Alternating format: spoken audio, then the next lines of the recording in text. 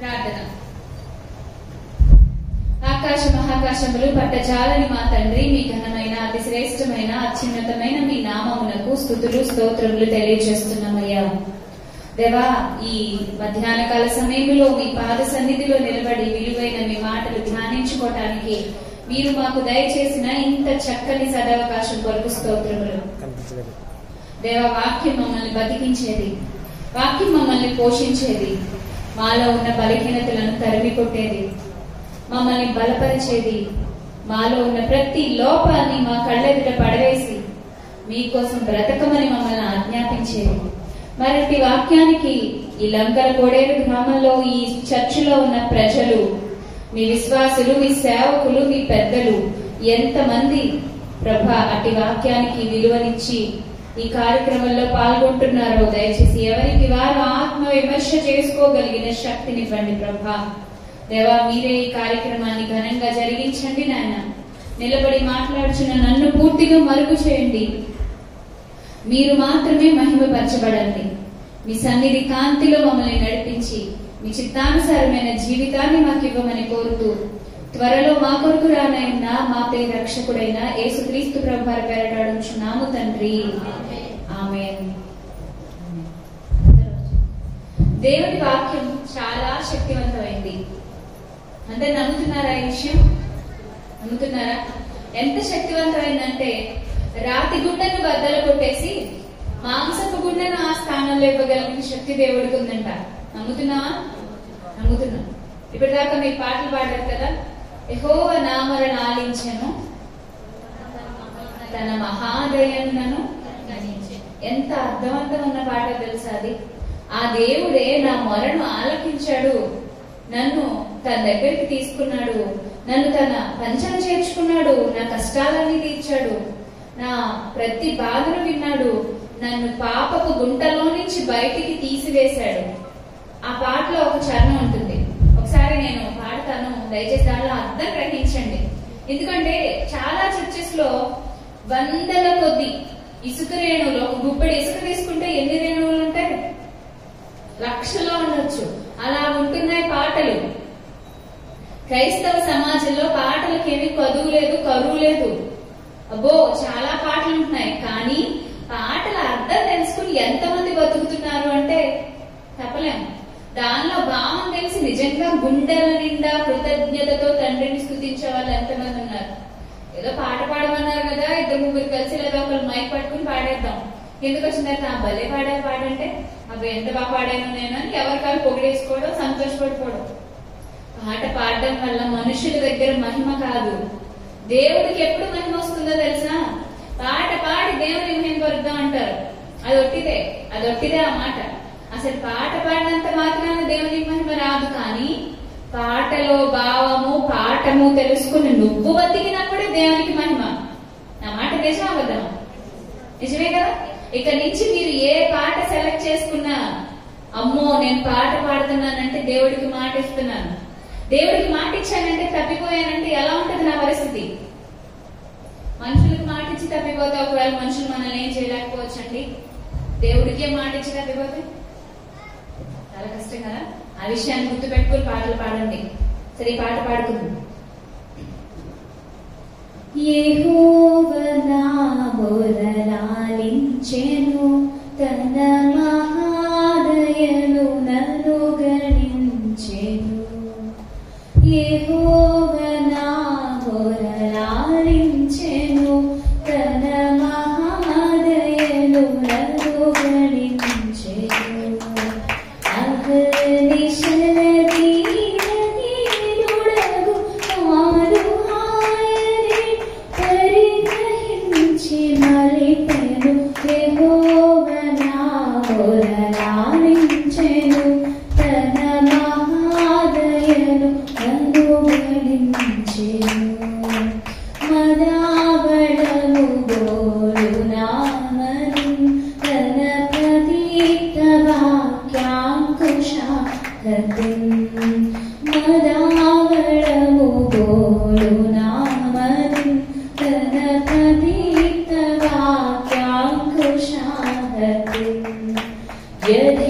యథేచ్ఛలన్నిటి కుదించి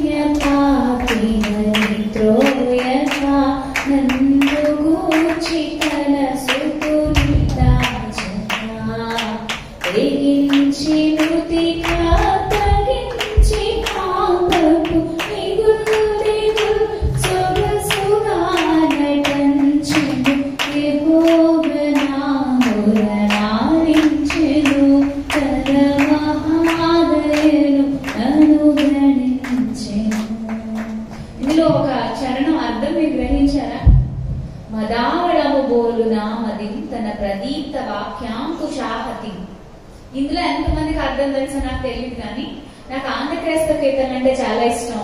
వాటిని పాడుతూ వాటి భావాలు అర్థాలు కూడా నేను ఛానల్లో పాడి వినిపిస్తూ అర్థం చెప్తూ ఉంటాను. ఈ పాట కూడా ఆల్రెడీ పాడాను. ఇందులో ఈ చరణం అంటే నాకు చాలా ఇష్టం అండి. ఈ రోజు వాక్యం నేర్చుకునే ముందు ఆ మాటలు మనం తీసుకుని భావంలోకి వెళ్ళిపోదాం. మదావళము బోలున మదింతన ప్రదీప్త వాక్యాంకుశాహతిన్ అంటున్నాడు భక్తుడు. మదావళం అంటే అర్థం తెలుసా? మదమెక్కిన, మదపుటేనుగు, మదించిన ఒక ఏనుగు. దేన్నైనా పట్టించుకుంటుందా? దేన్నైనా లెక్క వేస్తుందా? మీరు గమనించండి, కొంచెం సార్లు కొన్ని ఏనుగులు ఇష్టం వచ్చినట్టుగా వీరంగం చేస్తా ఉంటాయి, ఇంకేం పట్టించుకో, దారిలో ఏ వచ్చినా తొక్కుకుంటూ వెళ్తాయి. సాధారణంగా అన్ని ఏనుగులు అలా చేయవు, సాధారణంగా అస్తమానాలు ఉండవు. కానీ ఎందుకో తెలియదు, కొన్నిసార్లు కొన్ని ఏనుగులకి మదపుటి ఏనుగు అనే ఆ పదం ఆడతారు. అంటే మదం ఎక్కి దాని ఆలోచనలోనికి మదం చేరి నాకు చాలా బలం ఉందని, నాకు ఇంకా ఏ లెక్క లేదని, నేను ఎవరిని పట్టించుకోకర్లేదని అది మదమెక్కి తిరుగుతుందంట. ఇక్కడ భక్తుడు ఏమంటున్నాడంటే మదాహళము పోలు నా మదిన్ అంటున్నాడు. అంటే అర్థం ఏంటి? మదపుటేనుగును పోలిందయ్యా నా హృదయం, మదపుటేనుగును పోలిన నా హృదయాన్ని నువ్వు ఈ ప్రదీప్త వాక్యం అనే ఒక అంకుశంతో లాగిపెట్టి అక్కడ కొట్టావు. వాక్యంతో 4 తగిలించి బుద్ధి చెప్పి రాతి గుండెను బద్దలు చేసి మాంసపు గుండెనిచ్చి కూర్చోబెట్టావు కదయ్యా, నీకే స్తోత్రం అంటున్నాడు అన్నమాట. మరి ఇంత చక్కని ఆశీర్వాదం దేవుడు మనకిచ్చాడు. మన హృదయంలో విర్రవేగుతున్న దుష్టత్వము సమస్త కల్మషమును మాని. ఏమంటాడు యాకోబు పత్రిక 1వ అధ్యాయంలో? ఒకసారి వచనం చూద్దామా? యాకోబు పత్రిక 1వ అధ్యాయము, యాకోబు పత్రిక 1వ అధ్యాయము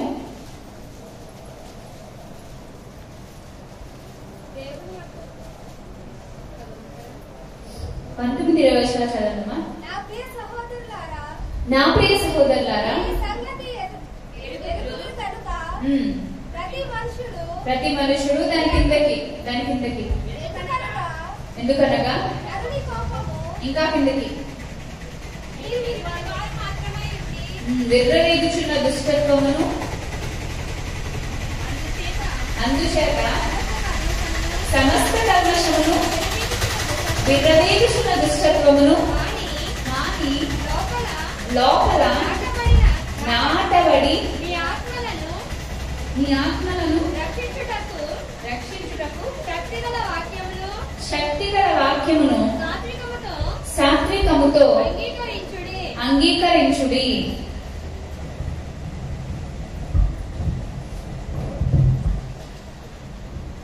ఏం చెప్తున్నాడు ఇక్కడ? లోపల నాటబడి విర్రవీగుతున్న దుష్టత్వము సమస్తమైన కల్మషమును వీటిని మానేసి లోపల నాటబడి మీ ఆత్మలను రక్షించే శక్తి కలిగిన వాక్యాన్ని మీరేం చేయాలంట? సాత్వికంతో అంగీకరించాలంట.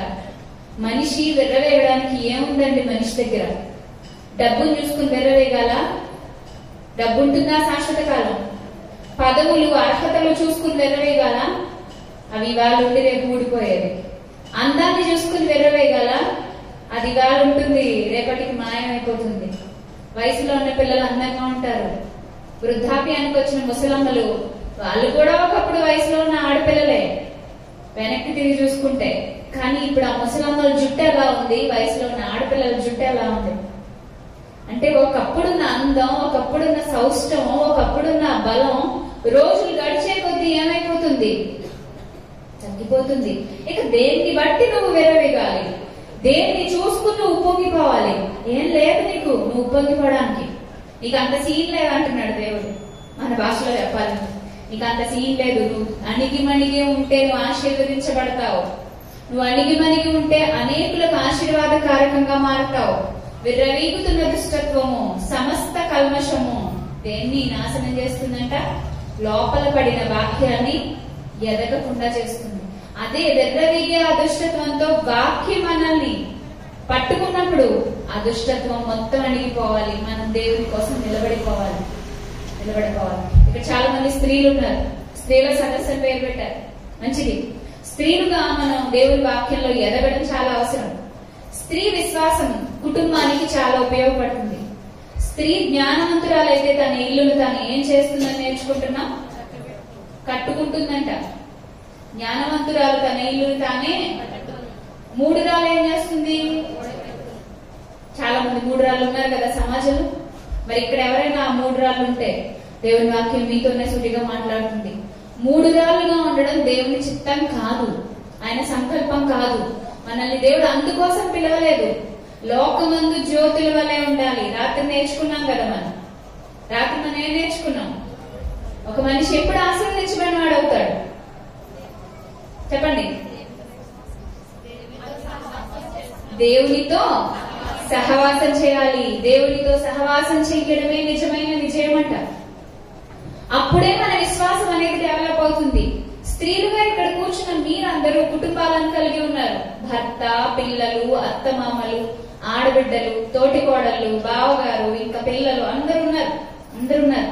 అయితే అందరితోనూ వాక్య సంబంధమైన మంచి సంబంధం కలిగి ఉంటున్నారా? విశ్వాసకు ఉండాల్సిన లక్షణాలు ఏంటో మనం తెలుసుకుందాం. విశ్వాసకి ఎలాంటి లక్షణాలు ఉండాలో మనం నేర్చుకుందాం. సరే, దానికంటే ముందు అసలు విశ్వాసం అంటే ఏంటో నేర్చుకుందాం. విశ్వాసం అంటే అర్థం ఏంటండి? ఎవరైనా చెప్పండి. విశ్వాసం అంటే అర్థం ఏంటి? మనకు అర్థమయ్యే భాషలో మనం దాన్ని ఎలా మాట్లాడుకోవాలి? విశ్వాసం అంటే అర్థం ఏంటి? పిల్లలకు తెలీదా? సరే, నేను చూపిస్తున్నాను, గుర్తు పెట్టుకోండి, మర్చిపోకూడదు. ఒకవేళ నేను మళ్ళీ వచ్చినప్పుడు అడిగితే మీరు చెప్పాలి, సరేనా? హెబ్రీ పత్రిక 11వ అధ్యాయం. హెబ్రీ పత్రిక 11వ అధ్యాయం మొదటి నుంచి చూడండి. విశ్వాసం అనున్నది నిరీక్షింపబడు వాటి యొక్క నిజ స్వరూపమును అదృశ్యమైనవి ఉన్నవి అనుటకు రుజువై ఉన్నది. ఏంటంటే విశ్వాసం అంటే? విశ్వాసం అంటే అర్థం ఇది అని ఏం చెప్తున్నాడు ఇక్కడ? విశ్వాసం ఈజ్ ఈక్వల్ టు ఇది అని ఏం చెప్తున్నాడు? అమ్మా, చదువుకునే పిల్లలు ఉన్నారా? వినండి ఒకసారి, బాగా ఆలోచించండి. విశ్వాసం అనున్నది. విశ్వాసం అనగా డాష్ అంటే డాష్ లో ఏం రాస్తారు? డాష్ లో ఖాళీని పూరించము అంటాడు కదా క్వశ్చన్ పేపర్స్ లో. ఏం రాస్తారు అక్కడ? నిరీక్షింపబడు వాటి యొక్క నిజ స్వరూపం. నెక్స్ట్, అదృశ్యమైనవి ఉన్నా అనడానికి రుజువే, గుర్తు. ఓకేనా? నువ్వు దేనికోసం అయితే నిరీక్షిస్తున్నావో ఆ నిరీక్షణకు నిజ స్వరూపం ఏదట? నీలో ఉన్న విశ్వాసం. దానికి ఒక రూపం ఉందా? పైకి తీసి చూపించి ఇదిగో నా విశ్వాసం అని భౌతికంగా దాన్ని ఏమన్నా పట్టుకుని చూపించగలవా? చూపించలేవు. ఎందుకంటే దేవుడు కనబడతాడా? దేవుడు కనిపిస్తున్నాడా? ఎందుకని కనిపించట్లేదు ఆయన? ఏ స్వరూపి? ఆత్మస్వరూపి. ఆత్మ కంటికి కనబడదు. కరెంట్ కంటికి కనబడుతుందా? మరి లైట్ వెలుగుతుందిగా, ఫ్యాన్లు తిరుగుతున్నాయిగా, సౌండ్ వినిపిస్తుందిగా. ఇది ఒక శక్తి. కరెంట్ ఉండబట్టి లైట్ లోకి వచ్చింది, ఫ్యాన్ లోకి వచ్చింది, సౌండ్ సిస్టమ్ లోకి వచ్చింది, మనకి వినబడుతుంది, మనకు ఉపయోగపడుతుంది. కానీ చేత్తో పట్టుకోగలమా దాన్ని? పట్టుకుంటే మనం ఏమైపోతాం? నేను కరెంట్ ఉందో లేదో చూసి నేను తెలుసుకుని నిర్ధారించుకుని వెళ్తానా? ఈ రోజు నాకు తేలిపోవాల్సిందే అని ఒక వైర్ కట్ చేసి, అక్కడ అన్ని వైర్లు ఉన్నాయి కదా తమ్ముడు దగ్గర, నన్ను ఏదైనా ఒక వైర్ కట్ చేసి అంటే ఇస్తాడు. ఆయన అయిపోయింది చెప్తాడు, ఇది మంచి పని కాదయా అని చెప్తాడు. లేదు నేను పట్టుకోవాలంటే అన్నారు అనుకోండి, మీరు నీ ఇష్టం, నేను చెప్పే వరకు చెప్తానని కట్ చేసిస్తాడు. పట్టుకుని ఎలా ఉందో చూస్తానంటే ఏమవుతావు? నీకో నలుగురు పట్టుకోవాలా? అంతేనా? అంతే కదా? అంటే అదొక శక్తి. కంటికి కనబడదు కానీ దాని క్రియలు కనబడుతున్నాయి. అర్థమవుతుందా? దాని రూపాలు మారి దాని క్రియలు, దాని పనులు మనకు ఉపయోగపడుతున్నాయి. దేవుడు కూడా కంటికి కనబడని ఒక శక్తి, ఆత్మరూపంగా ఉన్నాడు. మనల్ని కూడా ఆత్మలుగా చేశాడు. అందుకే రాత్రే చెప్పాను, నేను మాట్లాడుతున్నప్పుడు ఒకసారి నా ప్రాణం పోయింది అంటే శవం ఇక్కడే ఉండిపోద్ది. నేను మాట్లాడిన నా నోరు, నా నాలుక అన్ని చచ్చిపడిపోతాయి. శవం ఇక్కడే ఉండిపోద్ది. ఆత్మ మాత్రం ఏమైపోయింది? బయటికి వచ్చింది.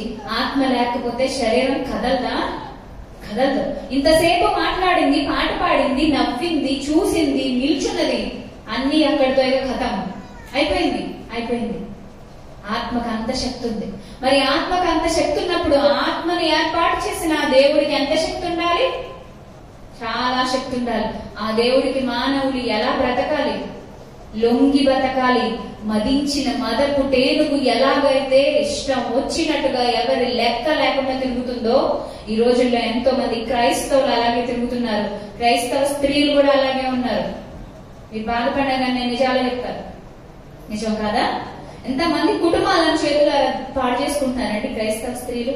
భర్తల మాట లెక్క లేకుండా ఎక్కడెక్కడో తిరిగి భర్తకు సంబంధించిన వాళ్ళని పట్టించుకోరు. వీళ్ళ అమ్మగారు తరపు వాళ్ళనైతే బాగా పట్టించుకుంటారు. చాలా మంది మనసులో చూడండి, అత్తవారింటో ఎవరైనా వస్తే వాళ్ళకి సరిగ్గా వంట చేసి పెట్టడానికి కూడా మనసు ఒప్పదు, ఏడుస్తా వండుతారా వంట. అదే వీళ్ళ తరపు వాళ్ళు వస్తే, వీళ్ళ అన్నయ్యో వీళ్ళ అక్కలో వీళ్ళ బావలో వీళ్ళ పిల్లలో ఎవరో ఒకళ్ళు వస్తే లోపల ఎక్కడెక్కడో లేని డబ్బాలన్నీ బయటకు వచ్చేస్తాయి. ఈ పక్క వాళ్ళు వస్తే డబ్బాలన్నీ క్లోజ్ చేసేసి లోపలే ఉంటాయి. ఏదో ఇచ్చారు ఏదో కొన్ని టీవీలు వాళ్ళ మొహం మీద పడేసామా వెళ్ళిపోయారు అంతే. కాసేపు కూర్చుంటే ఎక్కడ వంట చేయాల్సి వస్తుందో అని ఎప్పుడు పోతారా అని చూస్తుంటారు. ఆ ప్రేమ నిజంగా కల్మషం లేని ప్రేమేనా చెప్పండి? ఒకరినొకలాగా చూసేది ఎవరి దగ్గర ఉన్న ప్రేమకి? దేవుడి దగ్గర ఉంది ఆ ప్రేమ. దేవుడు నీతిమంతులను కూడా ఎలా చూస్తున్నాడంట? సమానంగా సూర్యుడిని అందరి మీదకి పంపిస్తున్నాడు, అందరి మీదకి వర్షాన్ని కురిపిస్తున్నాడు. ఆయన చూపించే ప్రేమలో లోపం లేదు, పక్షపాతం లేదు. ఒకటికి 2 ముద్దలు పెట్టి ఒకటికి 1 ముద్దే పెడితే ఎలా ఉంటుంది? దేవుడు పెట్టే ఆ విధానంలో మార్పు ఎలా ఉంటుంది? మంచోడి మీద వాన చినుకులు కురిసి చెడ్డోడికి అసలు వాన లేదనుకోండి, వాన చినుకులు ఎవరి మీద కురుస్తాయండి? ఓ నీతిమంతుడు లేడు, ఒక్కడు లేడు, అందరూ నీతి తప్పి తిరుగుతున్నారు. సరే, దేవుడి కోసం ఏదో ఆ నీతిని పట్టుకుని దేవుని నీతితో బతికేవాడు ఉన్నాడు, ఓకే సంతోషం. అతని మీదే వాన కురవాలి, ఇంకెవరి మీద వాన కురవట్లేదు.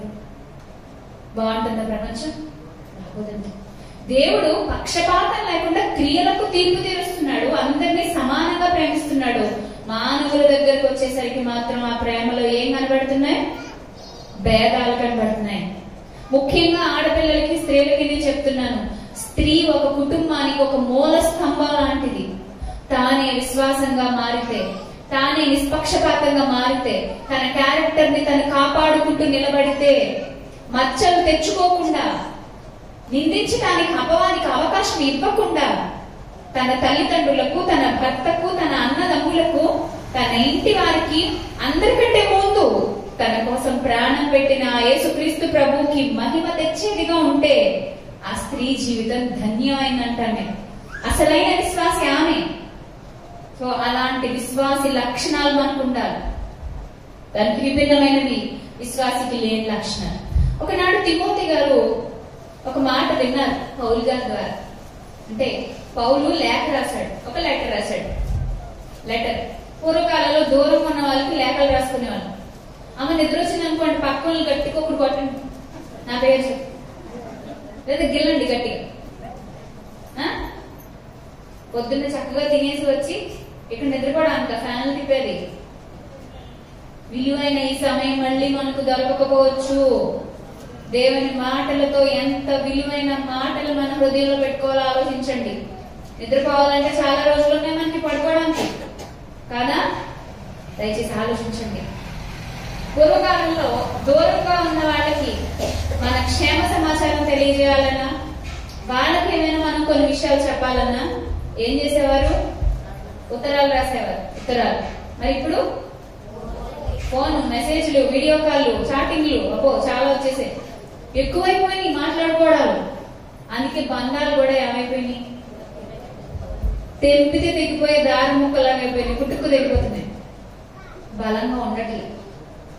కానీ ఒక బలమైన సంబంధం దేవుడితో పెంచుకోవటానికి ఒక ఆత్మీయ తండ్రి తన కుమారుడికి లేఖ రాశాడు. అర్థమవుతుందా? ఒక ఆత్మీయ తండ్రి తన కొడుకు ఒక లేఖ రాశాడు, ఒక లెటర్ రాశాడు. లెటర్ రాసి చుట్టేసి ఎవరికో ఇచ్చి పంపించేశాడు. ఇది పలానా తిమోతికి వాళ్ళయ్యా, మీరు వెళ్ళండి అంటే సరేనండి అని పట్టుకొచ్చాడు. తిమోతికి రాసిన మొదటి పత్రిక. తిమోతికి రాసిన మొదటి పత్రిక బైబిల్ ఓపెన్ చేయండి. తిమోతికి రాసిన మొదటి పత్రిక 5వ అధ్యాయము. తిమోతికి రాసిన మొదటి పత్రిక 5వ అధ్యాయం. ఇక్కడ ఈ మాట చెప్పే ముందు నేను ఇంకో మాట చెప్తాను. ఒక అమ్మాయి జీవితంలో కొన్ని దశలు ఉంటాయి కదా, అవేవేంటో ముఖ్యమైన దశలు ఏంటో ఒకసారి జ్ఞాపకం చేయండి. ఆడపిల్ల పుట్టినప్పుడు, పెరుగుతూ ఉన్నప్పుడు పెద్దగా ప్రభావం చూపించలేదు, కానీ అమ్మాయి జీవితంలో కీలకమైన దశలు ఏముంటాయి? పెద్దదవడం కదా. పెద్దదయ్యింది, అమ్మాయి మెచ్యూర్ అయింది అంటే దేంట్లోనికి ప్రవేశించినట్టు? యవ్వనంలోనికి. ఓకే, యవ్వనస్తురాలుగా ఉన్నప్పుడు అమ్మాయి సొంతంగా ఆలోచించగలదు, సొంత నిర్ణయాలు తీసుకోగలదు, ఎవరికైనా చెప్పగలదు, మంచి ఏంటో, చెడేంటో, మేలేంటో, కీడేంటో వివేచించే వివేకం అనేది తనకు అప్పటికే వచ్చింది. యవ్వనస్తురాలు. సరే, ఈ దశ చాలా కీలకమైంది, గుర్తుపెట్టుకోండి. యవ్వన దశ చాలా కీలకమైంది. ఇక తర్వాత పెళ్ళవుతున్న అమ్మాయికి భార్యగా ఎదుగుతుంది. భార్యగా ఎదుగుతూ అత్తింటి వారికి, పుట్టింటి వారికి కూడా తను చాలా మేలు చేసే అవకాశం ఉంది. వాళ్ళని చాలా ఆదరించే అవకాశం అమ్మాయి చేతుల్లోకి వచ్చింది. దైవత్వాన్ని, త్యాగ గుణాన్ని చూపించే అవకాశం ఉంది. సో ఇప్పుడు కూడా ఆమె యొక్క ఆ పాత్ర చాలా విలువైంది. మొదటిది ఏంటనుకున్నాం మనం? యవ్వన దశ. రెండవది భార్య దశ. ఇక మూడవది ఇక తల్లి పాత్రగా ఉన్న తర్వాత, తల్లిగా పిల్లల్ని పెంచి పెద్ద చేసిన తర్వాత ఒక వయసుకు వచ్చాక చాలా శాతం, ఎక్కువ శాతం ఏమవుతుందంటే భర్తలే ముందు చచ్చిపోతారు. ఎందుకంటే వయసులో చిన్నవాళ్ళని పెళ్లి చేసుకుంటారు కాబట్టి భర్తలే ముందు భార్యల కంటే వెళ్లిపోయే అవకాశాలు ఎక్కువ ఉంటాయి. అలాని అర్ధాంతరంగా చనిపోతున్న వాళ్ళు ఉంటారు, మధ్యలో కాలం చెల్లుతున్న వాళ్ళు కూడా ఉంటున్నారు. నేను సాధారణంగా జరిగేది చెప్తున్నాను అంతే. ఓకే, వృద్ధాప్యం. మూడో దశ ఏంటి? వృద్ధాప్య దశ. విధవరాలుగా ఉంటుంది వృద్ధాప్య దశలో ఎక్కువ స్త్రీ. యవ్వనస్తురాలైన వాళ్ళు కూడా కొందరు విధవరాలుగానే ఉంటారు. దాన్ని గుర్తుపెట్టుకోండి. ఒక సంఘంలో ఎవరెవరు ఉంటారు? మీరు వచ్చారు కదా ఇక్కడికి, చిన్నపిల్లలు, ఆడపిల్లలు ఎవరున్నారు ఇక్కడ? చేయొద్దండి. ఓకే, ఒక్క చేయలేసింది. నెక్స్ట్, యవనస్తురాలైన పిల్లలు ఎంతమంది ఉన్నారు ఇక్కడ? చేయొద్దండి. అబ్బో, చాలా చేతులు లేచాయి. Very good. పెళ్ళైన స్త్రీలు ఎంతమంది ఉన్నారు? Very good. నడి వయస్సు కలిగిన వాళ్ళు, యవ్వనస్తురాలు కూడా ఉన్నారు ఇందులో. నెక్స్ట్, వృద్ధాప్యంలో ఉన్న వాళ్ళు, విధవరాళ్ళు ఎంతమంది ఉన్నారు?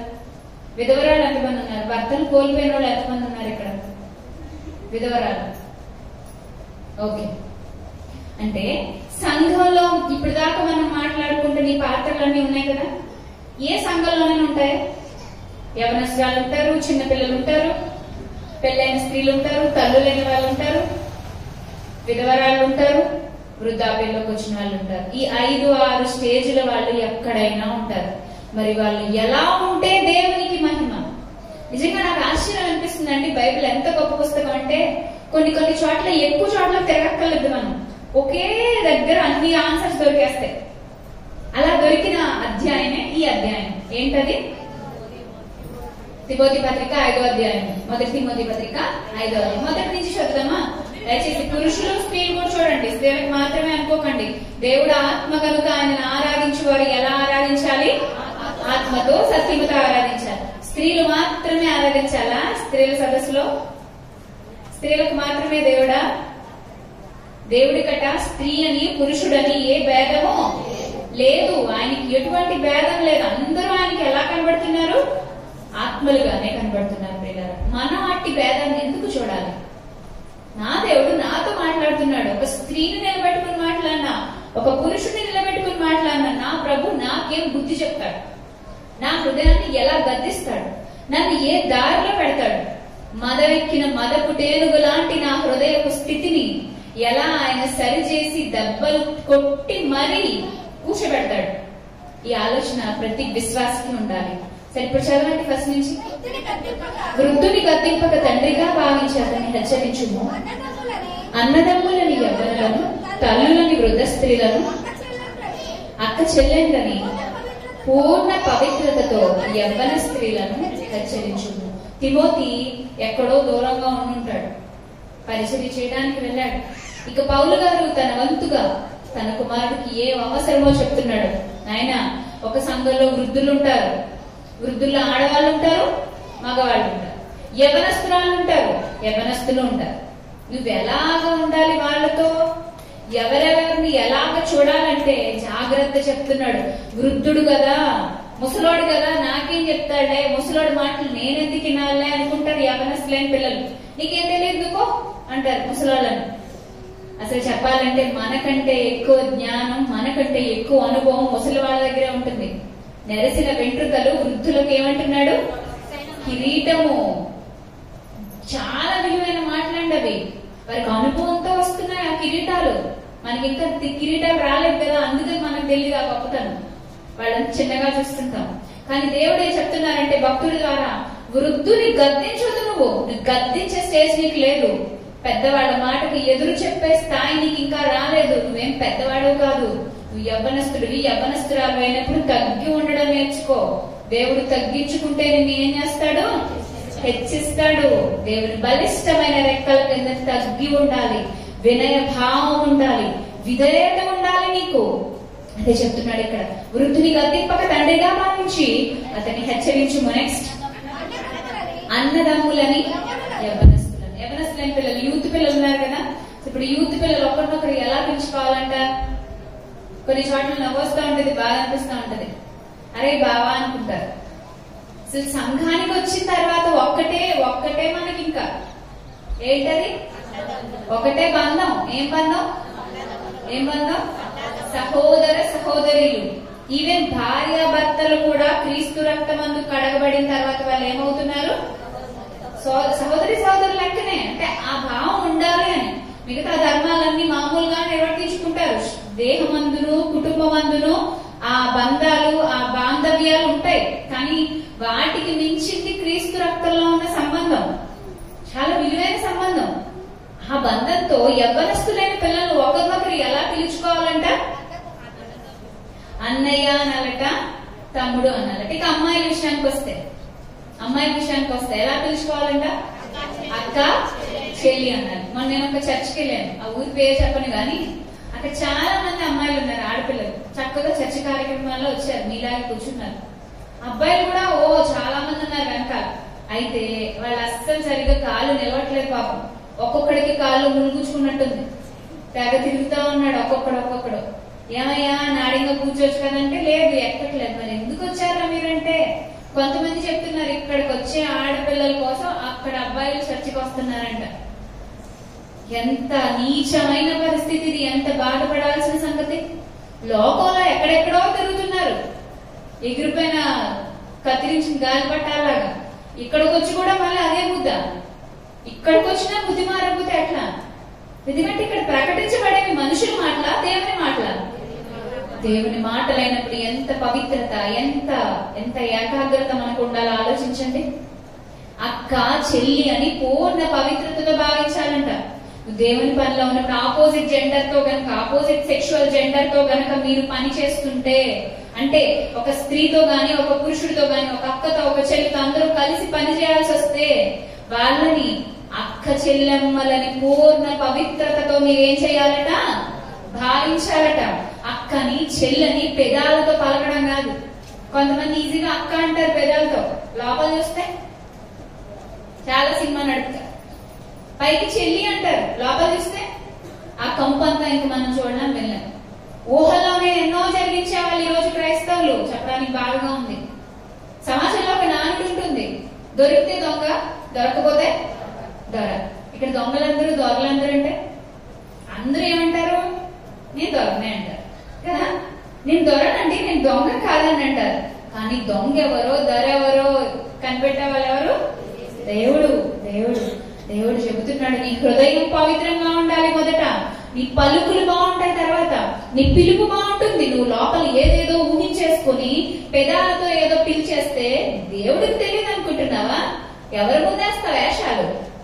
దేవుడు నీ వేషాలన్నీ చూసి నీ తోక కత్తిరిస్తాడు, జాగ్రత్త. మనుష్యుడా, దేవుడు వెక్కిరింపబడడు. నువ్వు ఏమి విత్తుతున్నావో ఆ పంటనే కోస్తావు. నువ్వు పెదాలతో ఏదో ప్రేమ విత్తుతున్నావు, లోపలంతా కపటం, వేషం, నీ భావం పవిత్రంగా లేదు. ఏ పంట కోసుకుంటావు? అదే పంటను కోసుకుంటాం. ఇక్కడ అదే ఒక హెచ్చరిస్తున్నాడు తిమోతికి, నాయన తిమోతి, నువ్వు పరిచర్య చేస్తున్నావు కదా, జాగ్రత్తగా ఉండు, చాలా కేర్ఫుల్ గా ఉండు, ఈ సాక్ష్యాన్ని కోల్పోవద్దు, ఈ క్యారెక్టర్ ని పాడు చేసుకోవద్దు. అలా పాడు చేసుకునేలాగా కొన్ని వస్తాయి నీ మీదకి. అప్పుడు నువ్వు నిలబడాలి, ధైర్యంగా నిలబడాలి. ఏంటయ్యా ఏం చేయాలి అంటే, వృద్ధుల్ని అసలు గద్దించొద్దు, జాగ్రత్తగా ఉండు వాళ్ళతో. నెక్స్ట్, అన్న తమ్ముడు అని యవ్వనస్తులతో జాగ్రత్తగా ఉండు. నెక్స్ట్, అక్క చెల్లి అని యవ్వనస్తురాలని హృదయపూర్వకంగా పిలువు, పెదాలతో కాదు. తర్వాత, స్త్రీలను హెచ్చరించుము, నిజముగా అనాథలైన విధవరాండ్రను సన్మానింపుము. ఇందాక మనం మాట్లాడుకున్నాం కదా, ఒక సంఘంలో స్త్రీలు అంటే ఏ ఏ పాత్రలు కనబడతాయండి మనకి? మొదటిది బాల్యము, యవ్వనము,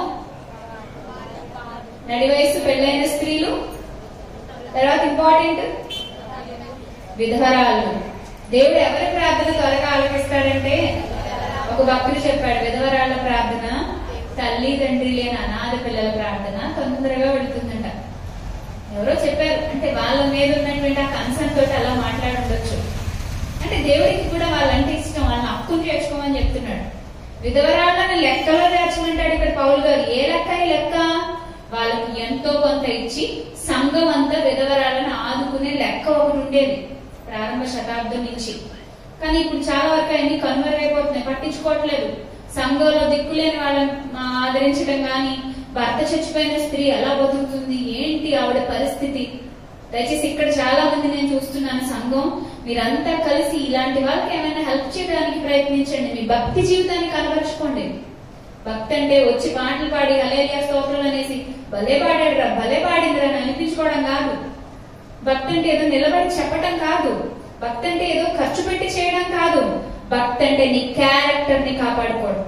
భక్తి అంటే నువ్వు జాలి చూపించడం, అవసరంలో ఉన్న వాళ్ళకి చెయ్యిచ్చి ఆదుకోవడం. భక్తి అంటే విధవరాళ్లను, దిక్కులేని పిల్లల్ని వారి ఇబ్బందిలో పరామర్శించి ఆదరించడం. అది దేవుడి దృష్టికి చాలా విలువైందట. మనుషుల దృష్టికి ఒకవేళ దొరకపోవచ్చు, మనుషుల దృష్టిగా చాలా గొప్పది అని అనిపించుకోకపోవచ్చు, కానీ దేవుని దృష్టికి మాత్రము మిగుల విలువ కలిగినది అంటాడు యాకోబు పత్రిక 1వ అధ్యాయంలో. కిందకి చూస్తే కనుక ఆ వచనాలు మనకి కనబడతాయి. సో ఇక్కడ చూడండి ఏం మాట్లాడుతున్నాడు. ఒక విధవరాల గురించి చెప్పాడు. ఆ విధవరాల గురించి మాట్లాడుతూ 5 నుంచి చూద్దామండి. 5 నుంచి చూద్దాం. అయితే నిజముగా అనాథైన విధవరాలు ఏకాకి ఉండి దేవుని మీదనే తన నిరీక్షణ ఉంచుకుని విజ్ఞాపనలయందు ప్రార్థనలయందు రేయింబగలు నిలకడగా ఉండును. ఇక్కడ విధవరాలు ఉన్నారని అడిగాను కదా నేను. రేస్ చేశారు కదా మీ చేతులు. ఎంతసేపు ప్రార్థన చేస్తున్నారమ్మా మీరు విధవరాలు? మీ కొడుకుల గురించి, కోడళ్ళ గురించి ఎంతసేపు సతాయిస్తా కూర్చునే అత్తగారులే ఉంటారు. ఎక్కువ శాతం అరిగెక్కుతారు, తినేస్తారు, ఏదో కొంత తింటారు కదా, కూర్చుంటారు. నా కొడుకు ఇలాగా, నా కోడలు ఇలాగా, నా మనవరాలంతా ఇలాగా, నా అల్లుడు ఇలాగా. ఇదే గొడవ. మనుషుల మీద అనుకునే వాళ్ళు ఇలాగే మాట్లాడతారు. మీకు ఎటువంటి ఉపయోగం లేదమ్మా. మీకంటే చిన్నదానిగా నేను దేవుడి మాటలు పట్టుకుని చెప్తున్నాను. దయచేసి మరోలా అనుకోకండి. ఎంతసేపు ఫిర్యాదులు, పిటిషన్లు, వాళ్ళు ఇలాగా, వీళ్ళలాగా, వాళ్ళలాగా. కొడుకుని కోడల్ని పళ్ళు అమ్మే వాళ్ళు ఉన్నారు, బయటకు వెళ్ళి రోడ్డు మీద పెట్టేసే వాళ్ళు ఉన్నారు. అది చాలా తప్పు. నిజముగా మీరు దేవుని మీద ఆనుకుంటే నిరీక్షణ ఉంచుకోవాలంట. ఒక నిజముగా అనాథైన విధవరాలు, భర్తను కోల్పోయిన స్త్రీ ఎవరి మీద ఆనుకోవాలి? విధవరాలైపోయింది, ఇక తన జీవితం మూడుబారిపోయింది. నిజమే, ఇక తనకేమి ఈ శరీర సంబంధమైన సుఖాలు, కుటుంబపరమైన సంతోషాలు లేకపోవచ్చు. కానీ తన జీవితానికి నిండుతనం భర్తను కోల్పోయింది. అయినప్పటికీ తన జీవితానికి అసలైన నిండుతనం దేంతో వస్తుంది? దేవునితో కలిసి నడవడం వల్ల వస్తుంది. దేవునితో కలిసి నడిస్తేనే ఆమెకి నిరీక్షణ. మన భారతదేశంలో గ్రహాం స్టెయిన్స్ అనే ఒక మహాభక్తుడిని చంపేశారు, తెలుసా మీకు? విశ్వ హిందూ పరిషత్ వాళ్ళకి సంబంధించిన అనుచరులు, నువ్వు మా దేశానికి ఎందుకు వచ్చావో, నీ క్రీస్తు మాకు అక్కర్లేదు అని తనతో పాటు 2 బిడ్డల్ని కలిపి జీపులో పెట్టి పొడిచి కాల్చి చంపేశారు. అప్పట్లో చాలా దారుణంగా భారతదేశం అంతా ఈ వార్త దావాలంలాగా వెళ్ళిపోయింది. అప్పటి మంత్రులు, అప్పటి ప్రధానమంత్రులు పాదాన్ని ఎత్తపరిచారు అంతే, అంతకు మించి ఏం చేయలేదు.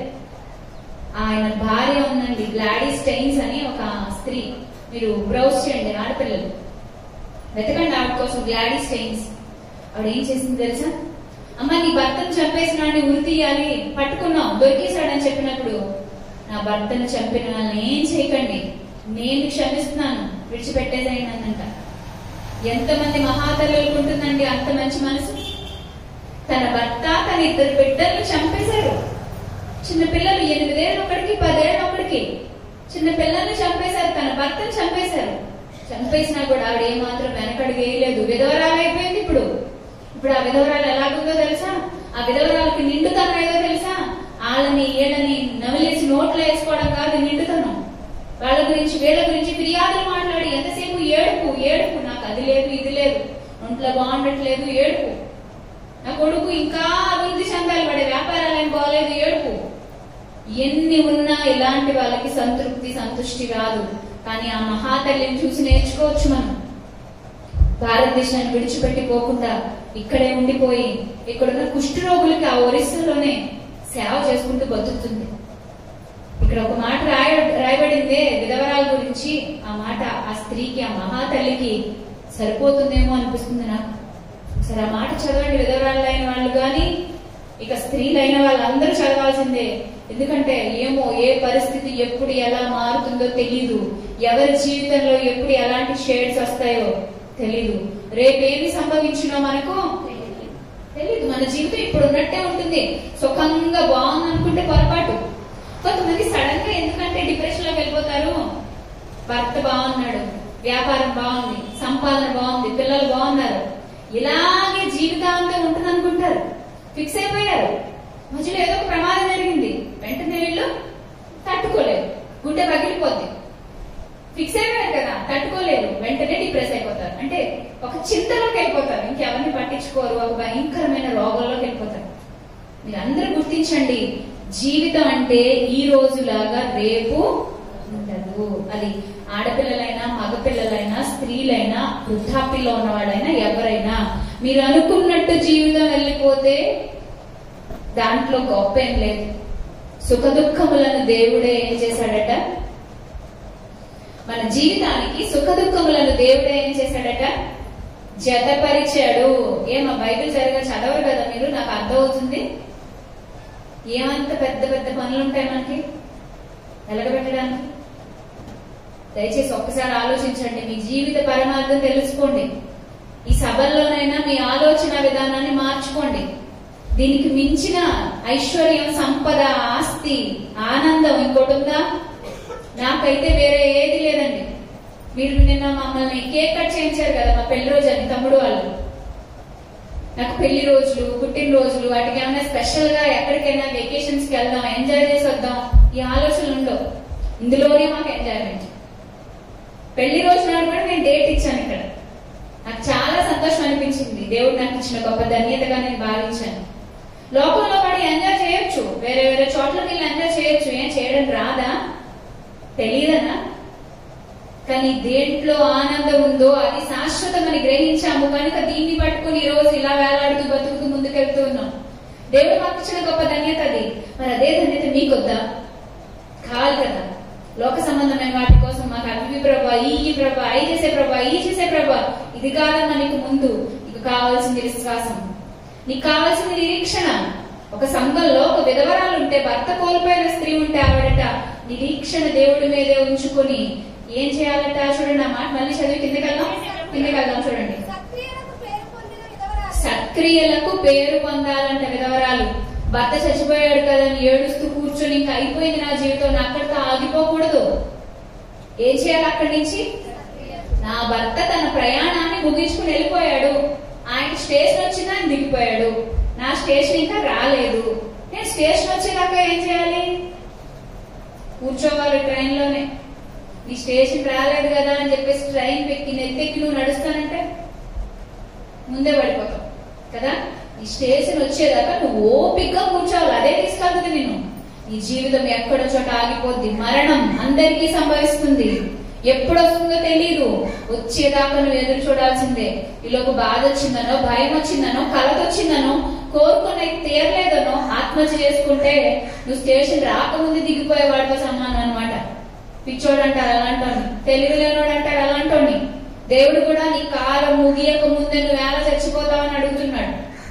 చాలా మంది స్త్రీలు డిప్రెషన్ లోకి వెళ్ళిపోతారు. డిప్రెషన్ లో ఏవేవో పిచ్చి నిర్ణయాలు తీసుకుంటారు. చాలా మంది అబ్బాయిలు అమ్మాయిలు కూడా అంతే, ఇలాంటి పిచ్చి పిచ్చి నిర్ణయాల్లోకి వెళ్ళిపోతారు. కానీ దేవుడు సంకల్పం అది కాదండి మన పట్ల. సత్క్రియలకు పేరు పోయాలి ప్రతి మనిషి. సత్క్రియలకు పేరు మోసిన వారుగా ఉండాలి. కిందకి చదవండి.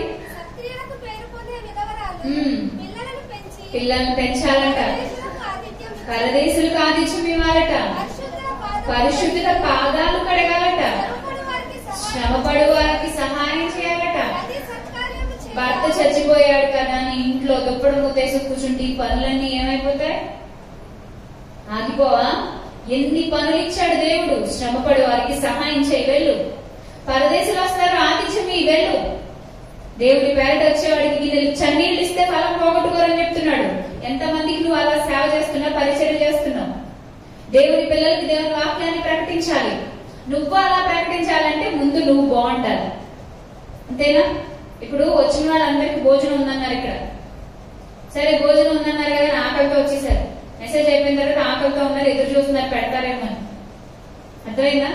పెడతారేమో ఎదురు చూసేటప్పుడు వండడానికి సిద్ధపడి ఈయనకి బాగా ఆకలేసి కళ్ళు తిరిగి పడిపోయాడు. ఈయన 4 రోజుల నుంచి అన్నం తినలేదు అనుకుందాం. కళ్ళు తిరిగి పడిపోయాడు. ఒక్కడు పడిపోవడం వల్ల, ఒక్కడి పనులన్నీ చూసుకోకపోవడం వల్ల అందరూ ఏమైపోయారు? వీళ్ళు కూడా ఆకలితో ఉండాలి. ఈ ఉదాహరణ ఎందుకు చెప్పానంటే, అనేకుల ఆకలి నువ్వు తీర్చాలంటే ముందు నువ్వేం చేయాలి? నీ ఆకలి నువ్వు తీర్చుకోవాలి. ఎస్, నువ్వు అనేకులకు ప్రకటించాలి, చెప్పాలి అంటే ముందు నువ్వు ఎలా ఉండాలి? పాటించేవాడిగా ఉండాలి. రే సిగరెట్లు కాల్చకూడదని చెప్పేసి చేతిలో సిగరెట్ పడుకు చెప్పేవాడు ఉంటాను అనుకోండి, ఎవరు వింటారు అన్నమాట. అసలు మందు తాగకూడదు, మంచిది కాదు ఆరోగ్యానికి, కానీ బల్ల కింద బాటిల్ పెట్టుకున్నాడు. ఏమన్నా బాగుందా చెప్పడానికి? అవునా? వ్యభిచరించొద్దు, అస్సలు వ్యభిచరించొద్దు, అది మంచిది కాదు, అమ్మో చాలా భయంకరమైన పాపం అని చెప్పారు. వీళ్ళు చేసే పనులన్నీ, వీళ్ళ ప్రయత్నాలన్నీ, వీళ్ళ బుద్ధులన్నీ అయ్యాయి అనుకో, ఎవరు వింటారు వాళ్ళ మాట? అంతే కదా. మీ అందరికి గాంధీ గారు బెల్లం గారు తెలుసు అనుకుంటా. తెలుసా? గాంధీ గారి దగ్గరికి ఒక పిల్లాడు వాళ్ళ అమ్మ వచ్చాడట. అయ్యా మా అబ్బాయి బెల్లం మారట్లేదు అందట వాళ్ళమ్మ. మీరంటే చాలా ఇష్టం అండి మా వాడికి, మీరు చెప్తే కొంచెం వింటాడేమో అందట.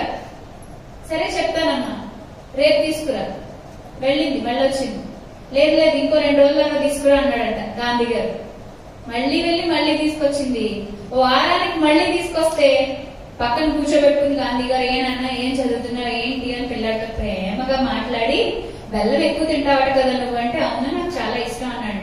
వద్దు ఎక్కువ తినొద్దు, కొంచెమే తిను, నువ్వు కొంచెమే తింటే నీకు మంచి చేస్తుందని చెప్పాడండి. సరే అని చెప్పి పిల్లాడు తలకి వెళ్ళిపోయాడు. వాళ్ళ అమ్మ అందంట, అదేదో ముందు తీసుకొచ్చినప్పుడే చెప్పొచ్చు కదయ్యా, ఇన్ని రోజులు తిప్పించావంటే. అమ్మ అప్పుడు చెప్పడానికి నాకు అర్హత లేదు, ఎందుకంటే నేను కూడా బెల్లం బాగా తింటాను అన్నాడు. అర్థమైందా? అంటే ఈయనకున్న సిన్సియారిటీ చూడండి. అంటే ఆయన తింటున్నాడు, దాన్ని మానలేకపోతున్నాడు, కాబట్టి ఆ పిల్లాడికి చెప్పడానికి నాకు అర్హత లేదు అని అనుకున్నాడు. క్రిస్టియానిటీలో దీనికి పూర్తి విరుద్ధం. దేవుడి కోసం బతకండి, దేవుడి కోసం బతకండి, దేవుడు పని చేయండి అంటారు. చెప్పేవాళ్ళు మాత్రం పూర్తిగా బతకరు. కొంతమంది సేవకురాళ్ళ పద్ధతి చెప్తున్నాను నేను. వ్యభిచారం చేయకండి, వ్యభిచారం చేస్తే దేవుడు మిమ్మల్ని శిక్షిస్తాడంటారు. వీళ్ళు మాత్రం మేము దేవుడి పనిలో ఉన్నాం కదా, పర్లేదులే దేవుడు కొద్దిగా మనకి మినహాయింపిస్తాడు అనుకుంటారు. అంతే కదా. తాకండి, తిరక్కండి, పిచ్చి పిచ్చిగా ఉండకండి, అన్ని చెప్పడానికి బాగుంటాయి. మనదాకా వచ్చేసరికి కొంచెం నొప్పి తగులుతుంది అన్నమాట. కానీ దేవుడు ఏమంటున్నాడు తెలుసా?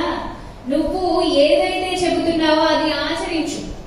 ఆచరించడానికి ముందు నువ్వు వింటున్నావు కదా, దాన్ని ఆచరణలో పెట్టి అనేకులకు మార్గదర్శకంగా నిలువు.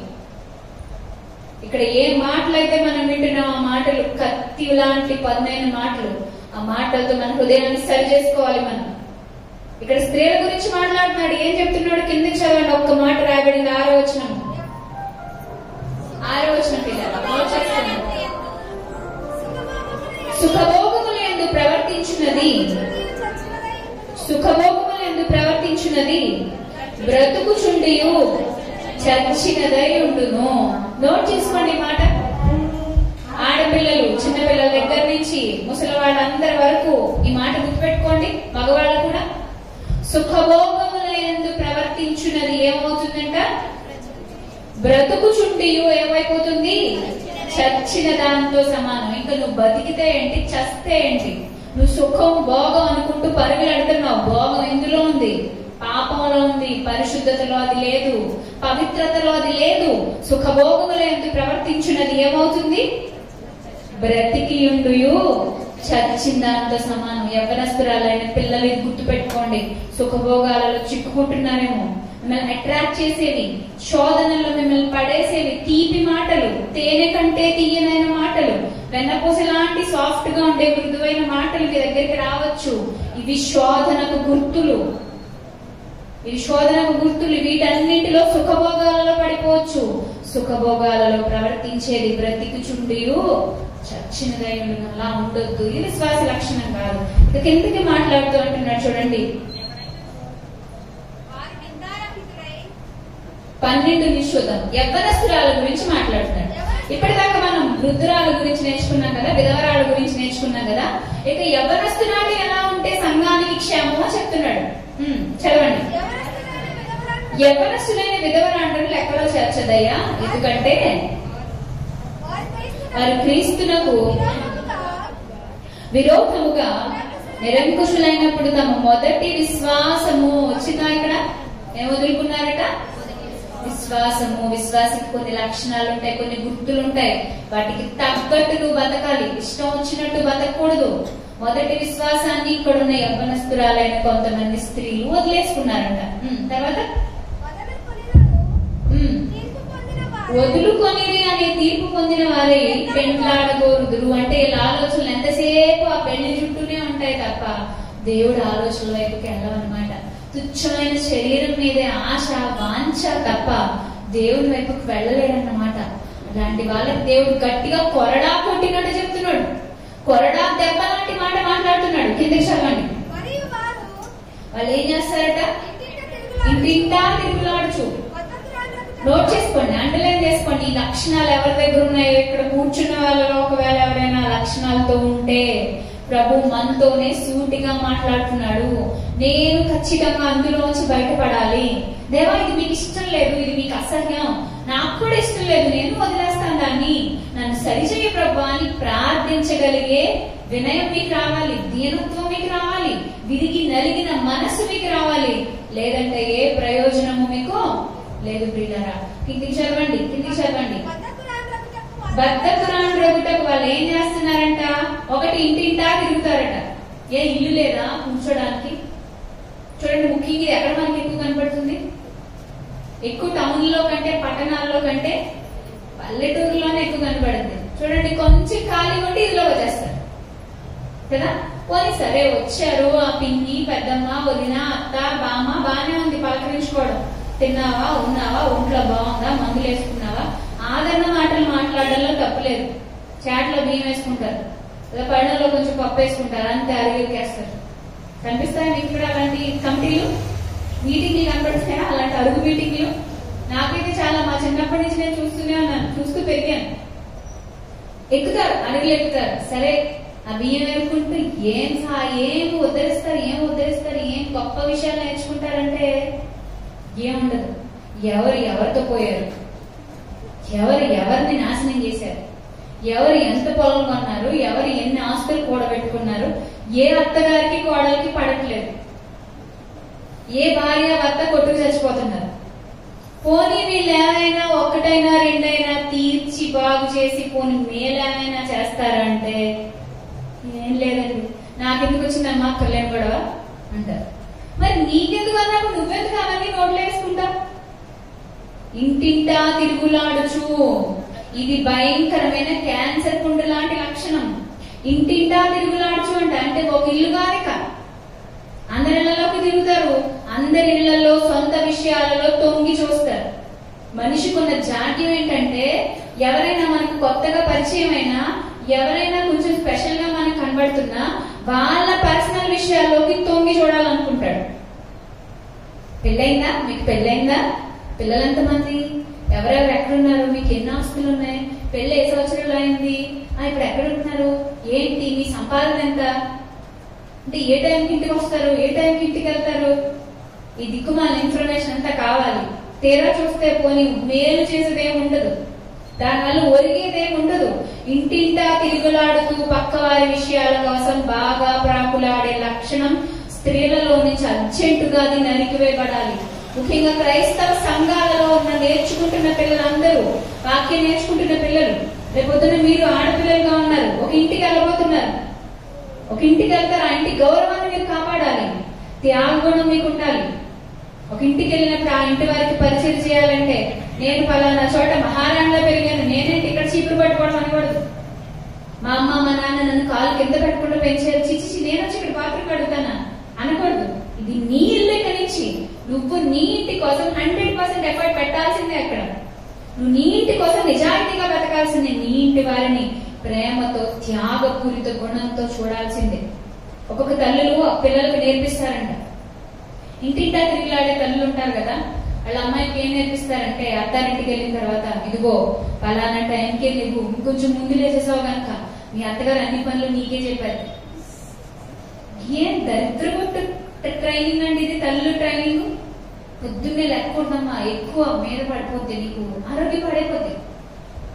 తర్వాత ఇంకొక ప్రాంప్టింగ్ ఏంటంటే, ఒక్కసారి ఒక పని చేయడం మొదలు పెడితేనట మళ్ళీ అదే పని ఏం చేస్తారంట వెనకాల. అంటే నువ్వు మొదటి కూరగాయలు బాగా కట్ చేసావు అనుకో, ఇక వచ్చేసారి కూడా నీ చేత చేస్తారు కాబట్టి ఇప్పుడు ఈ పని నువ్వు ముందు ఎలా చేయాలి? చెత్తగా చేసేయాలి. చెత్తగా చేసేసా అంటే నెక్స్ట్ టైం నీకు విన్నారా ఇలాంటివి? నేను విన్నాను, చూశానండి, నాకు ఆశ్చర్యం అనిపించింది. మా అమ్మ నాకు ఎప్పుడు అలా చెప్పలేదు. మా అమ్మ నన్ను ఎప్పుడు అలాగా నిలబెట్టలేదు. కష్టపడమనే చెప్పింది, నన్ను కష్టపెట్టింది కూడా మా అమ్మ, పనులు నేర్పించింది అలా. కానీ ఎందుకు ఇలాంటి ఒక ఆలోచన అత్తారింటికి పంపే ముందు ఆడపిల్లలకు నేర్పిస్తున్నారంటే త్యాగ గుణం లేదు. మీ మామగారు దగ్గుతా ఉంటాడు, అర్ధరాత్రి లేపిస్తే ఆయనకి మందు ఇవ్వాలా, నీ నిద్రేమైపోవాలి, వాడి దగ్గు విన్నా నువ్వు లేవద్దు, పడుకో అంతే దుప్పడ మూసుకొని. త్యాగ గుణమేనా అది? మంచి లక్షణమేనా? అవతల వాళ్ళ బాధలో ఉన్నప్పుడు నీ పాత్ర ఉంది అక్కడ, నువ్వు వెళ్ళి కష్టపడాల్సిన పని ఉంది, నువ్వు నీకోసం ఆలోచించుకోకూడదు, అక్కడ వెళ్లాల్సిందే. ఇలాంటి లక్షణాలు ఆడపిల్లలో డెవలప్ అయితే దేవునికి మహిమ. గుర్తుపెట్టుకోండి, దేవునికి మహిమకరంగా ఉండాలి మనం. ఈ స్త్రీలు చూడండి ఎలాగున్నారు, యవ్వనస్తురాలంట. దయచేసి ఆడపిల్ల ఇంటిలో పొందికగా ఉంటేనే అందం. ఇల్లు దాటి ఇల్లు తిరుగుతుంది అనుకుంటే యవ్వనస్తురాలు మొదట మచ్చ తెచ్చుకుంటుంది. అవసరం లేదు. ఇంటింటా తిరుగులాడే అవకాశం వద్దు, అవసరం కూడా వద్దు. నీ ఇంట్లో నీకున్న నీ గెంజి తాగి సంతోషంగా పడుకో, గెంజితో కడుపు నింపుకుని దేవానికి స్తోత్రం అనుకో. దేవుడు పంచభక్ష పరిమాణాలు తినే అవకాశాలు భవిష్యత్తులో నీకు ఇస్తాడు. నేనేం విడిచిపెట్టాడు దేవుడు, నేనేమి అలా మరి దారుణంగా బతకమండట్లేదు. నీకు ప్రజెంట్ వర్తమానంలో నీకు దేవుడు ఏమి ఇచ్చాడో దాంతో తృప్తిగా ఉండు. ఆడవాళ్ళు ఎక్కువ ఎందుకు ఏడుస్తారంటే, పక్క ఆవిడ కట్టుకున్న చీర నా చీర ఎంత కాస్ట్ ఉందని బ్యాలెన్స్ చూసుకుంటా ఉంటారు అన్నమాట, తేడాలు చూసుకుంటారు. పక్క ఆవిడ మెల్ల వేసుకున్న ఎంత కాస్ట్ ఉంటే, నా చేతులకు వేసుకున్న ఎంత కాస్ట్ ఉంటే, ఆవిడ జుట్టు ఎంత పొడుగ్గా ఉంది, నా జుట్టు ఏంటి ఎంత పొట్టిగా ఉంది, ఏం పెడుతుందో జుట్టుకి, ఆవిడ ఫేస్ ఏంటి అంత బాగుంది, నేను ఫేర్లో రాశాను, అయ్యి రాశాను, చెత్తంతా పోస్తున్నాను, ఆవిడ అంత అందంగా నేను ఉండట్లేదండి.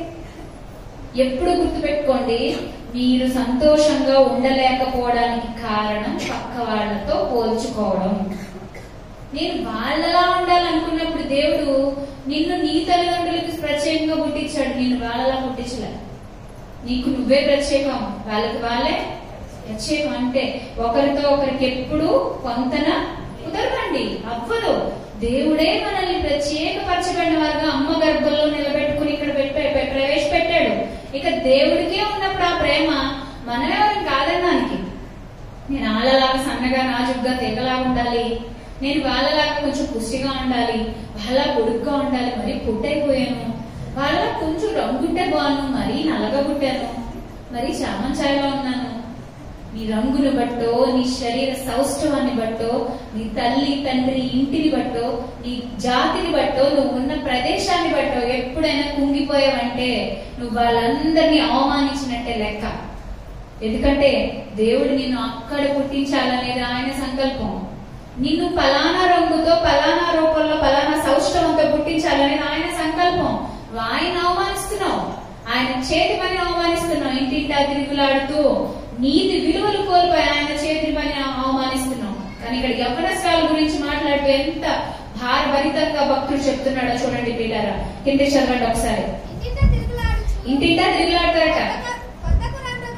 ఇంకోటి ఏంటి, ఇంటింటా తిరిగేసరికి ఏమవుతుంది? తిరగడానికి బద్దకంలో. చూసారా పాయింట్? గమనించారా మీరు? ఇంట్లో ఒక పాయింట్ లాజిక్ గమనించారా? తిరగాలంటే కాళ్ళు వెళ్ళాలి కదా. తిరగడానికి బద్ధకం లేదు, ఇంటిని చక్కగా సర్ది పెట్టుకోవడానికి బద్ధకం, ఇంట్లో ఉన్న భర్తకి చక్కగా రుచిగా వండి పెట్టడానికి బద్ధకం, అన్ని పనులు చేసుకోవడానికి బద్ధకం, అరుగులెక్కి పళ్ళాలు పట్టుకుని వాళ్ళ గురించి వీళ్ళ గురించి మాట్లాడుకోవడానికి మాత్రం బద్ధకం లేదా? ఏం బతుకులండి! క్రైస్తవ జీవితాలు అనేకులకు వెలుగివ్వాలి కానీ వేలెత్తి చూపించుకోకూడదు. ఎంతమంది స్త్రీలు ఇలాంటి చట్టంలో ఇరుక్కుపోయి ఉన్నారో ఒకసారి చూడండి. తర్వాత ఇది ఇంకా దారుణం. ఏంటిది? చేసే ఈ రెండు పనులే దరిద్రం అంటే ఈ దరిద్రానికి మించిన దరిద్రం మాటలు. పిల్లరా, నాలుక చిన్న అవయవమైన అది ఏం చేస్తుందంట? బహుగా అదిరిపడుతుందంట. చిన్నదే ఎంత నాలుగే ఉంటుంది. అక్కడ ఏం పోలిక వాడాడో తెలుసా? యాకోబు పత్రికలో ఎంత కొంచెం నిప్పు విస్తారమైన అడవిని ఏం చేస్తుంది? తగలబెడుతుంది. కుటుంబాలు తగలడిపోవడానికి రెండు మాటలు చాలు. కొంతమంది ఉంటారండి, అత్తగారితో మాట్లాడేలాగా అత్తగారితో మాట్లాడతారు, కోడలతో మాట్లాడేలాగా కోడలతో మాట్లాడతారు, తోడు కోడలతో చెప్పేలాగా ఇలా చెప్తారు, భర్తకు చెప్పేలాగా భర్తకు చెప్తారు, భార్యకి చెప్పేలాగా. ఏం సాధిస్తారంటే ఏం లేదు, సునకానందం అంతే మధ్యలో. అంతే ఒక ఆనందం. కుక్కల్లో అటు ఇటు అటు ఇటు తిరుగుతుంటే మీరు ఒకసారి ఎప్పుడైనా అబ్జర్వ్ చేయండి. సరే ఏం చేస్తారు అక్కడికి వెళ్ళంటే ఏం ఉండదు, ఏం పని ఉండదు. కుక్కల బిజీ ఎక్కువ. మనుషులు కూడా అలాంటి పద్ధతుల్లో ఉన్న వాళ్ళు చాలా మంది ఉంటారు. ఏం ఉండదు సాధించేది. చివరికి ఏం సాధించవయ్యాను అంటే ఏం లేదు, ఆ కుటుంబం మధ్య మంట పెట్టేశాను అంతే. కడుపు చల్లగా ఉంది. కుటుంబాలు అలర్ట్ గా ఉండాలి. ఇలాంటి వాళ్ళని మొదట్లోనే కనిపెట్టుకుని కత్తిరించుకోవాలి. అలాంటి వాళ్ళతో మాట్లాడుతూ కంటిన్యూ అయిపోతే ఎవరు తగలడిపోతారు? మనమే తగలడిపోతాం. ఎక్కడ ఉంచే వాళ్ళని అక్కడే ఉంచాలి, ఎక్కడ ఎవరిని పెట్టాలో అక్కడే పెట్టాలి. ఇంకా వాళ్ళని హద్దులు దాటి రానివ్వకూడదు. అప్పుడే కుటుంబాలు బాగుంటాయి. దేవుని కుటుంబం అండి. కుటుంబం అంటే చిన్నది కాదు, దేవుడే ఏర్పాటు చేసి ఇచ్చిన కుటుంబం. ఎంత కేర్ఫుల్ గా ఉండాలి. యవ్వనస్తురాలు ఇంటింటా తిరుగులాడుచు, ఇంకా బద్ధకరాలైపోయి, ఇంకా ఆడరాని మాటలు, నోట్లో ఏం వస్తాయో తెలీదు, ఇష్టం వచ్చిన వల్గారిటీ లాంగ్వేజ్ మాట్లాడతారు. ఆడరాని మాట్లాడుచు, వదరుబోతులు. వదరుబోతులు అంటే తెలుసా మీకు? పొగరుబోతులను వచ్చిందే వదరుబోతులు. వదరుతారు, బాగా ఎక్కువ మాట్లాడతారు. స్త్రీకి అతిగా మాట్లాడడం అలంకారం కాదు. స్త్రీకి ఏంటి, పురుషుడికి ఏంటి, ఒక సందర్భంలో ఎంత మాట్లాడాలో అంతే మాట్లాడాలి. ఎక్స్ట్రా మాట్లాడారు అనుకోండి ఏమైపోతుంది? అక్కడ నాశనం అయిపోతుంది కదా. వదరుబోతులు అంటే వాళ్ళు ఏ మాత్రం తగ్గరన్నమాట. నేను మాట్లాడేది కరెక్టే, నా మాటే పైన ఉండాలి, కరెక్టే అనుకుంటా. ఇది వదరుబోతుల లక్షణం. వదరుబోతులు దేవునికి ఇష్టలుగా ఉంటారా? వినయ స్వభావం కలిగిన వాళ్ళే దేవునికి ఇష్టంగా ఉంటారు. దావీదు భార్య అయిన అత్యంత ప్రేమించిన ఒక భార్య ఉంది, అబీగయీలు. సమయలు మొదటి గ్రంథం 24 అధ్యాయం 25 అధ్యాయం అంతా చదవండి మీరు ఇంటికి వెళ్ళిన తర్వాత. మధ్యాహ్నం టాస్క్ ఖాళీ ఉండకండి, చక్కగా చదువుకోండి. ఆమెలో ఉన్న సుగుణం ఎంత బాగుంటుందంటే, ఒక ధనవంతుడు భార్యగా ఉండి కూడా దావీదు గారి ముందుకు వచ్చి ఆవిడ మొట్టమొదటి చేసిన పని ఏంటి? సాష్టాంగ నమస్కారం చేసిందట. నీ దాసురాలనైన నా తప్పు ఖాయము అంటుంది. ఆవిడ ఏ తప్పు చేయలేదు అక్కడ. తన భర్త తప్పుని తన తప్పుగా తన మీద వేసుకుంటుందంటే ఎంత వినయం అండి, ఎంత విధేయత. చాలా ఇష్టం అండి ఆ స్త్రీ అంటే. ఆమె ఎంతో విలువైన క్యారెక్టర్ కలిగిన సుగుణవంతురాలు, సుగుణాల రాశి. చూడడానికి చక్కనిదట, సౌందర్యవంతురాలట. అలాగే బుద్ధి కూడా ఎలా ఉంది? కొంతమంది పైకే బాగుంటారు, నోరు ఇప్పారనుకోండి ఇంకా వెళ్ళాం. వాళ్ళ బుద్ధి కానీ, వాళ్ళ గుణాలు కానీ, వాళ్ళ మాటలు కానీ పైకి చూడడానికి ఏదో మేకప్ వేసుకుని మొత్తం కవర్ చేసుకుంటారు. చూడడానికి ఏదో బాగుండొచ్చు, కొంచెం లోపల హృదయం చూస్తే ఏమైపోయింది, కంపైపోయింది. హృదయం అందంగా లేదు, శరీరమే అందంగా ఉండొచ్చు. కానీ దేవుడు దేని చూస్తున్నాడు? హృదయాన్ని. నీ అందగారం కావాలి. ఇవాళ ఉండి రేపు ఒళ్ళిపోయిన వంకాయలా వాడిపోతాం కాదా? ఈ రోజు ఏదో నిలబడి మాట్లాడుతున్నావు, రేపు పొద్దున్న ఈ చర్మం ఇలాగే ఉంటుందా? ఉంటుంది. ఒళ్ళిపోదా? ఖచ్చితంగా ఒళ్ళిపోతుంది. అక్కడ ముసలమ్మలు చూడండి, వాళ్ళ జుట్లు ఎలా ఉన్నాయో. ఒకప్పుడు మనలా నల్లగా లేవేంటి వాళ్ళకి, ఒళ్ళు ఉంగిపోయింది వాళ్ళకి. ఒకప్పుడు మనలా లేరు వాళ్ళు. వాళ్ళని చూడగానే మనం ఫ్యూచర్ ఫోటో గుర్తురావాలి. నేను ఫ్యూచర్ లో ఎలా ఉంటానో, ఆ వయసుకు వచ్చేస్తే నేను ఎలా మారుతానో అనిపించాలి.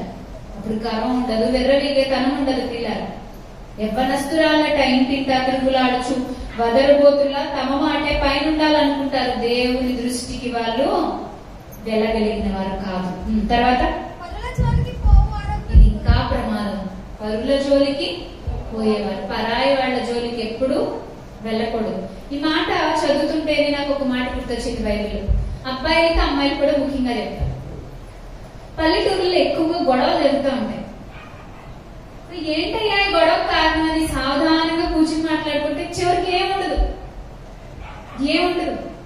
ఇలా తీసి పడేసి అవతల పడేసి ఒక అరటిపండు తొక్క కోసం కొట్టుకుంటారు కొంతమంది. చేతులు కడుక్కుంటే అయిపోయే భోజనం కోసం దెబ్బలాడుకుంటారు మరికొంతమంది.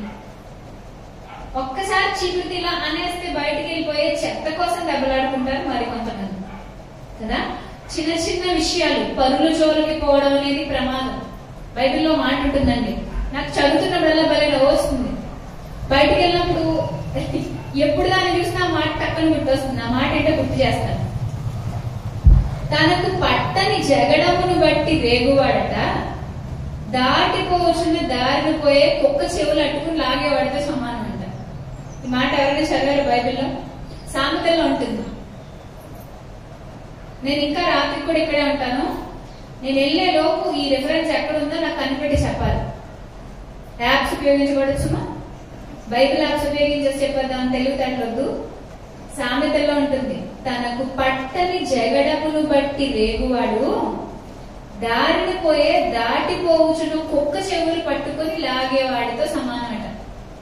దారిలో కుక్క వెళ్ళిపోతుందండి, దాదా దాదా అని పిలిచారు, ఏదో బిస్కెట్ కావాలి అని వచ్చింది. అది 2 చెవులు పట్టుకుని లాగావు, అది ఊరుకుంటుందా? నీ పిక్క పట్టుకోదు. ఎవరికి నష్టం? పరుల చెవులకి పోయేవాళ్ళు దాటిపోవచ్చున్న కుక్క చెవులు పట్టుకుని లాగేవాళ్ళతో సమానం. అందుకే ఎవరితో ఏం మాట్లాడాలో ఎలా ఉండాలో ఆలోచించుకోవాలి. చెయ్యవండి మామగారికి. సో చూడండి ఇక్కడ చదవండి, కిందికి చదవండి. ఆ లక్షణాలు ఉన్నాయి కదా, ఇంకా కిందికి చదవండి.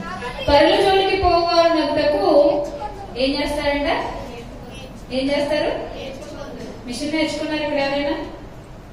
ఎన్నాళ్ళు నేర్చుకున్నారు? బాగా తెలివైన వాళ్ళు అయితే నెలల్లో నేర్చుకుంటారు కదా అన్ని కదా. మిషన్ తర్వాత ఇంకా వర్క్స్ ఉన్నాయి కదా. కంప్యూటర్ నేర్చుకున్నారా? టైపింగ్ అది నేర్చుకుంటున్నారా? ఒక పని మనకు రావాలంటే నేర్చుకోవాలి కదా. వంట నేర్చుకున్నారా అమ్మాయిలు? తొందరగా నేర్చుకోండి చక్కగా. ఎందుకంటే అమ్మాయిలకి మధ్యలో తినడం తప్ప వండడం రావట్లేదు ఈ తరాల్లో పిల్లల్ని చూస్తుంటే. కనీసం టీ పెట్టి చేయడం కూడా వచ్చే పిల్లలు ఉండట్లేదు. వంట నేర్చుకోవడం చాలా అవసరం పడుతుంది. సో ఏదైనా ఒక పని మనకి రావాలంటే మనం ఏం చేస్తాం? నేర్చుకుంటాం. వీళ్ళు ఎవరో చూడండి మరి ఏం నేర్చుకుంటున్నారో, ఎక్కడ కోర్సులో జాయిన్ అయ్యారో, వాళ్ళకు వచ్చిన విద్య ఏం విద్య? వదరబోతులు, పరుల జోలికి పోయేవాళ్ళు, బద్ధకురాళ్ళు, ఇంటింట తిరుగులాడేవాళ్ళు. సో ఇదంతా వీళ్ళు ఏం చేస్తున్నారంట? నేర్చుకుంటున్నారు. చదవండి, కిందకి చదవండి. కాబట్టి యవ్వన స్త్రీలు వివాహము చేసుకొని పిల్లలను కని గృహ పరిపాలన జరిగించుచు నిందించుటకు విరోధికి అవకాశము ఇయ్యకుండా వలనని కోరుచున్నాను. ఇంతకు ముందే కొందరు త్రోవ నుండి తొలగిపోయి సాతాను వెంబడించారు. విశ్వాసురాలైన ఏ స్త్రీ ఇంటనైనా విధవరాండ్రుండని ఎడల సంఘం నిజంగా అనాథలైన విధవరాండ్రకు సహాయం చేయాలట. చూసారా? సంఘం ఏం చేయాలి? విధవరాలకు సహాయం చేయాలి. విశ్వాసురాలైన ఏ స్త్రీ ఇంట్లోనైనా మీ అత్తగారు ఒక విధవరాలుగా ఉంటే ఆమెను నిజంగా నిండు మనసుతో ప్రేమించగలగాలి. అట్టి మనసు ప్రభువే నీకు పెడతారు. ఆవిడ స్వీకరించిందా లేదా తర్వాత విషయం. ఆవిడ క్రియలకు ఆవిడ లెక్కపు చెప్పుకుంటది.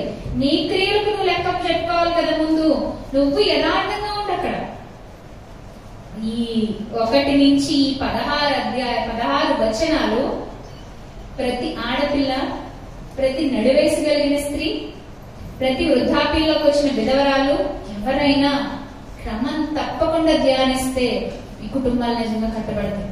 మీకు పెళ్లి కాలేదా? పెళ్లి అయిన తర్వాత నువ్వు ఎలా నీ ధర్మాలను నిర్వర్తించాలో ఈ మాటలు నీకు చెప్తాయి. ఏం చెయ్యకూడదో ఇక్కడ రాశాడు. ఏం చెయ్యకూడదో ఇక్కడ రాశాడు. ఏం చేయకూడదో తెలిసినప్పుడు ఏం చెయ్యాలో కూడా తెలుస్తుందిగా. ఖచ్చితంగా ఏం చెయ్యాలో కూడా ఇక్కడే చెప్తున్నాడు. యవ్వన స్త్రీలు పెళ్లి చేసుకుని ఏం చేయాలంట? సరైన వయసులో అమ్మాయికి పెళ్లి చేసుకుని తర్వాత పిల్లలను కని భర్తకు లోబడి భర్తను ప్రేమిస్తూ ఇంటిని చక్కగా చూసుకుంటూ ఇంటి వారి కోసం ప్రార్థిస్తూ సంఘంలో విలువైన పాత్ర పోషిస్తూ సంఘానికి నీ వంతుగా నువ్వు ఏమైనా చేస్తూ దేవుని యొక్క బాధ్యతను నువ్వు భుజాలను పెట్టుకోవాలి. అప్పుడే నీ జీవితము ధన్యమైంది. ఒక ఆడపిల్లగా, ఒక స్త్రీగా ఎందుకు పట్టనట్టు ఇలా ఇందులో చెప్పే లక్షణాలన్నీ నెత్తి మీద వేసుకుని బతుకుతుంటే ఎవరైనా నిన్ను చూసి మెచ్చుకుంటారా? ఎవరైనా నిన్ను చూసి నేర్చుకుంటారా? నీ కడుపును పుట్టిన బిడ్డలే నిన్ను చూసి నేర్చుకుంటారా? ఆలోచించండి, ఆలోచించండి ప్రియమైన సోదరి మండలారా.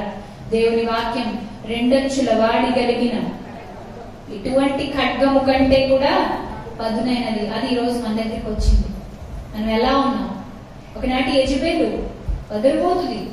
ఒకనాటి యెజబెలు నీచమైన ప్రవర్తన ఆవిడది. ఈ రోజుకి ఆమె గురించి చెప్పుకోవాలంటే మంచిగా చెప్పుకుంటానా?